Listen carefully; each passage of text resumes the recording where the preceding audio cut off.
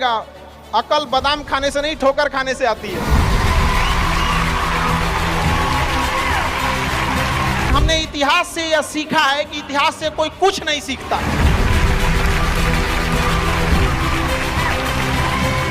भले जेब खाली हो, जेब में गांधी हो या ना हो, दिल में एक आंधी होनी चाहिए। जो बोले हैं, जो ठाने हैं, वो कर लेंगे यहाँ पर, और नहीं कर सकते हैं तो दुर्भाग्य है इस भारत की धरती पर जन्म लिया हुआ।